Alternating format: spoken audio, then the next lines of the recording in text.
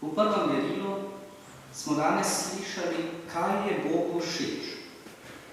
Zgled modrega kralja Salomona, ki je prosil za poslušno srce, da bo znal vladati tvojemu ljudstvu in razločevati med dobrim in hudim. Kajti kdo bi sicer mogel vladati temu mogočnemu ljudstvu? In Gospodu je bilo všeč, ker je prosil za pomembne stvari.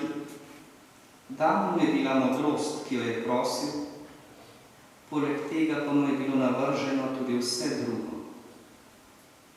Tudi mi smo poklicani, tudi za nas je kralj Salomon zgled, da bi ga posnemali, da bi prosili za to, kar je prosil on, za poslušno srce, da bi znali razločevati med dobrim in hudim. Ne bomo sicer vladali mogočnemu ljudstvu, kakor Salomon, pa vendar si lahko zamislimo namesto tega ljudstva same sebe.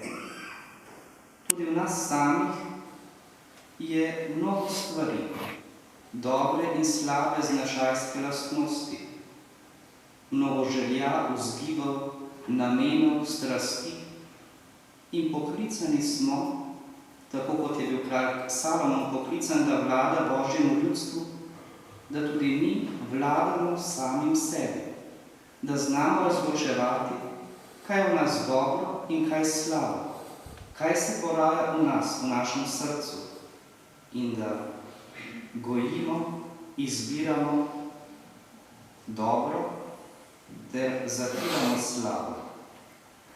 Če bomo prosili kot kralj Salomon za poslušno in razumno srce, nam bo Bog dal to modrost. Hkrati s to modrostjo, ki jo daje Bog, pa pride tudi sposobnost za odkrivanje zakladov in biserov, kakor jih je odkril človek iz evangeljske prilike. Modrost, ki prihaja od Boga, nam pomaga spoznati, kaj je resnično pomembno, zakaj je vredno zastaviti svoje življenje, vse, kar smo in kar imamo. Jezus pravi, da je to nebeško kraljestvo. Nebeško kraljestvo, ta pojem, o katerem so v stoletjih teologi in razlagalci Svetega pisma razpravljali, kaj točno to je. Jezus sam pravi, nebeško kraljestvo ni jed in pijača, ni stvar, ki bi jo lahko prijeli, ni zemeljsko kraljestvo, pa tudi ni samo tisto nebeško kraljestvo, ki nas čaka po smrti tukaj na zemlji, kot nagrada za zgledno življenje, tista naša večna domovina v nebesih. Ne, nebeško kraljestvo, pravi Jezus, je med nami, tukaj in zdaj. Nebeško kraljestvo bi lahko primerjali ali rekli, da je to stanje človekovega duha, da je to zavedanje, da je Bog med nami, da nas vabi, da vodi naše življenje, da nam pomaga, nas spremlja, skrbi za nas in nas vedno drži za roko. Seveda pa moramo to v življenju znati odkrivati. Zato potrebujemo modro, razumno, poslušno srce, da bi znali iskati vse te trenutke, situacije, okoliščine, po katerih nam govori Bog. In to niso samo tiste okoliščine ali situacije, ko se nam človeško gledano zdi, da je vse v redu, ko je blaginja, blagostanje, ko nam gre dobro. Bog nam govori in je znan tudi v tistih trenutkih, ko se zdi, da se vse podira, da je človeško gledano se nam zgodila nesreča, tragedija, polom. To nam pravi apostol Pavel v 2. berilu. Tistim, ki ljubijo Boga, vse pripomore k dobremu. Kdor z modrim in razumnim srcem, ki ga daje Bog, išče in odkriva bisere nebeškega kraljestva, bo videl vsaki priložnosti, vsaki življenjski situaciji, Božjo roko in bo znal z njegovo pomočjo tudi skozi preizkušnje iti z zaupanjem in vero. To je tisto nebeško kraljestvo, ki je med nami.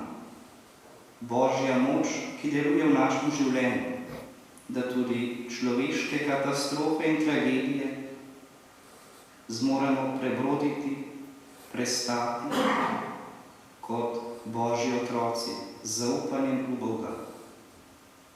Ko začnemo iskati nebeško kraljestvo, ko se odločimo iskati v svojem življenju najprej Boga in njegovo voljo, takrat bomo zares odkrili resničnost teh Pavlovih besed. Tistim, ki ljubijo Boga, vse pripomore k dobremu. Zato prosimo, vztrajno, vedno znova, vsak dan, za modro in poslušno srce kot kralj Salomon, da bomo znali razločevati med dobrim in slabim, da bomo zmeraj izbirali dobro in se varovali slabega, da bomo sredi množice dobrin iskali najvišje dobro, Boga samega in njegovo kraljestvo.